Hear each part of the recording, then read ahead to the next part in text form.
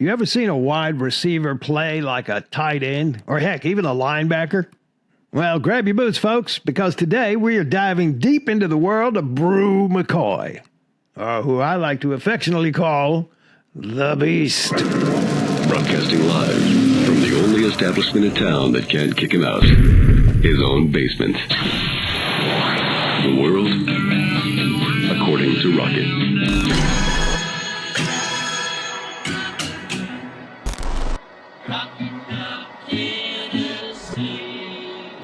If you are getting the chills just thinking about those epic Bru moments, hammer that like button and subscribe for more stories. And I want to send out a huge thank you for those of you tossing those super thanks at me. I was going to raise my glass to you, but I'll raise my coffee cup to you. Cheers. Thank you. The channel can't last without that sort of generosity. I really appreciate it. Now, I mentioned yesterday Squirrel White. We did a video on him. Thank you for the support of that. People loving that video. And while he's a wonder on his own, alongside him this year, we've got McCoy and Ramel Keaton. But today, it's all about Bru McCoy. What makes him the Beast of Tennessee. Bru McCoy, sun-kissed lad from Santa Ana, California, once graced the fields of Mater Dei High School. He hit the college football scene as a five-star prospect at Southern Cal. Then he went to Texas. Then he went back to Southern Cal. And now he's donned his Tennessee orange colors, found a place that loves him and that he loves. And man, has he made an entrance. Now, hang on. I want to give you some context for this Mater Dei High School in Santa Ana, California. I mean, it's a powerhouse and has produced several prominent American, more than several, tons of them. I'm just going to go down a list. I did some research on this, and I'd forgotten all the players that came out of there. Matt Barkley was a big quarterback for USC, ended up in the NFL. Matt Leinart, another quarterback. Leinart was won the Heisman at USC and had a stint in the NFL. He's an analyst now. Colt Brennan, back in the day with the University of Hawaii, broke all kind of NCAA quarterback passing records. Khalid Holmes, an offensive lineman who played with the Trojans and the Indianapolis Colts.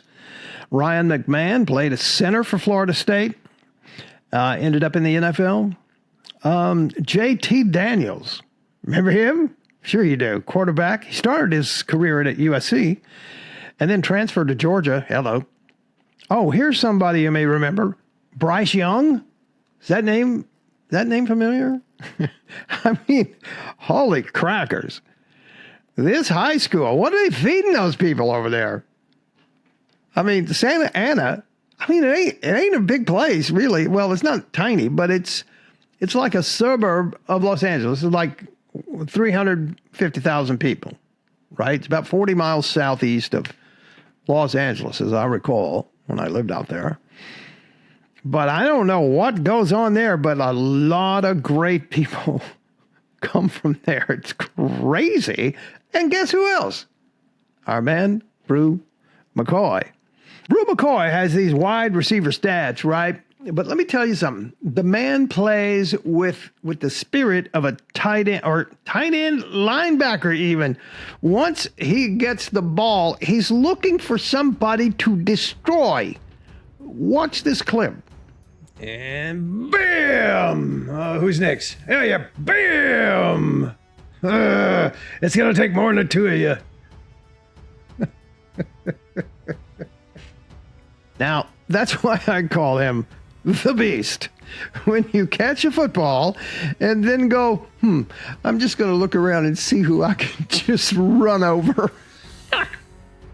Come on, give me some love for him. Come on. Send him a super thanks. Man, I love that guy. I can't stop watching that clip.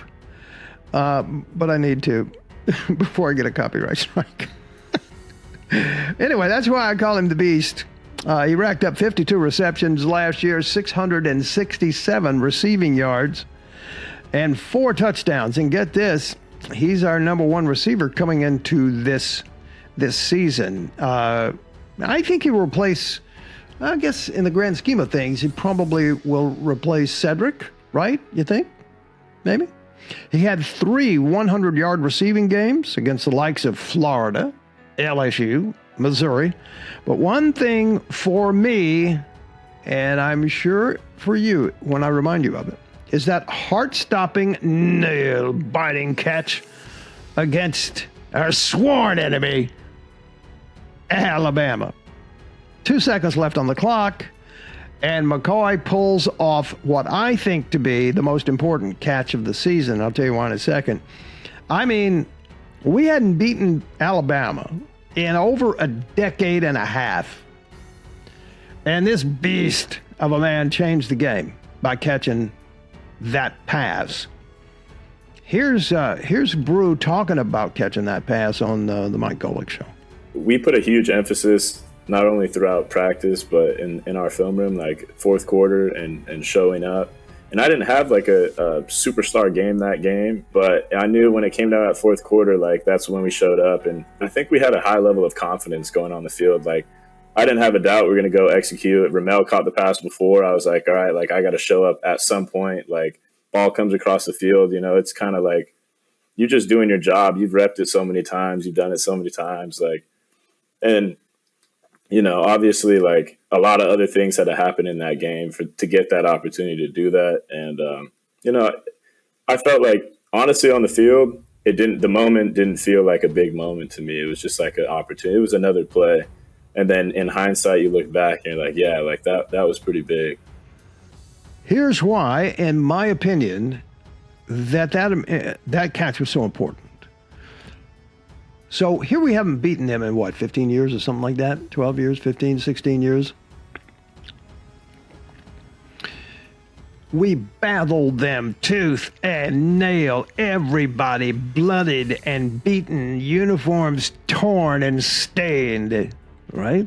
Am I right? That's the way it was. Right down to the final 2 seconds. He makes that catch. We kick the field goal, we win. He doesn't make that catch. And we go into overtime and we lose, maybe?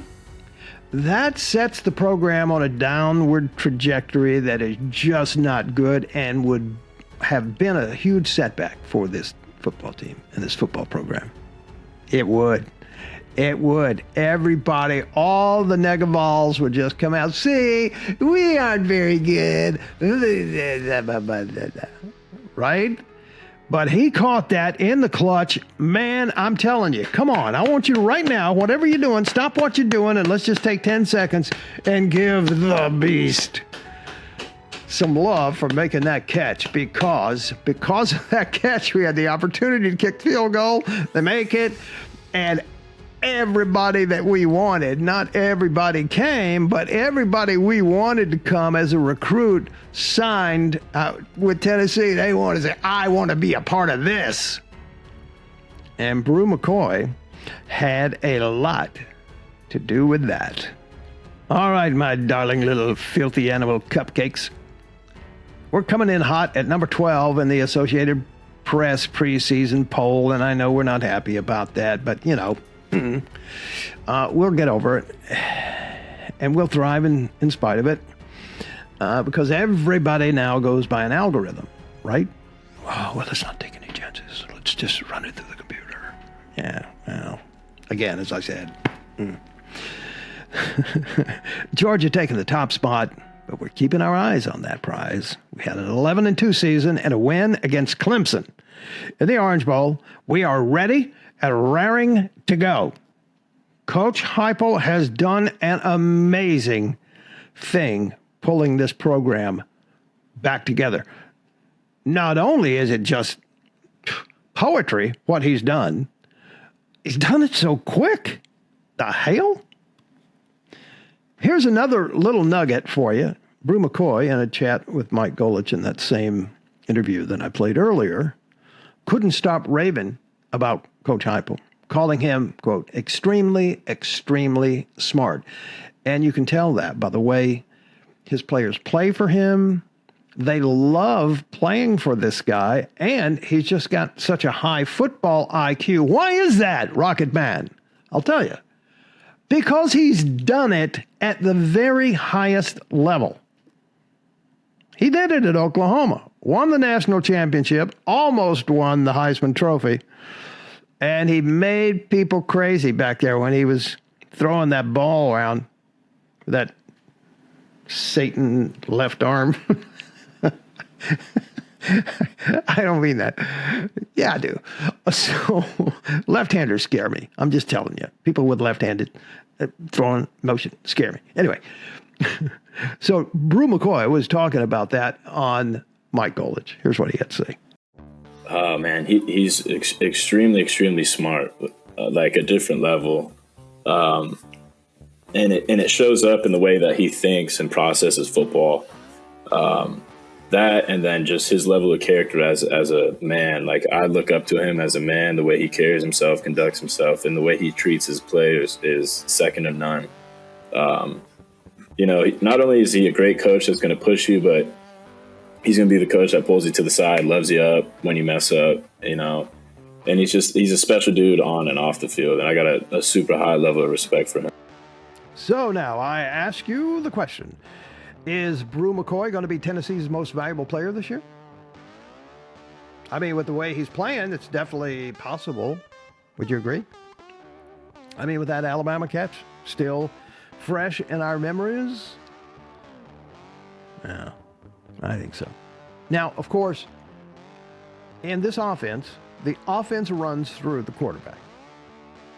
And if the quarterback doesn't execute, not only physically, but mentally, it's all for naught, right? So it just depends on who is the most valuable player to us. Is it the quarterback? Bru? Squirrel? Ramel? Newcomer Dante Thornton Jr.? You just don't know. But man, it's so exciting to have so many awesome options.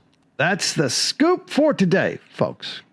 If you enjoyed this beastly tale of Bru McCoy, hammer that like button, and even send over a super thanks if you like.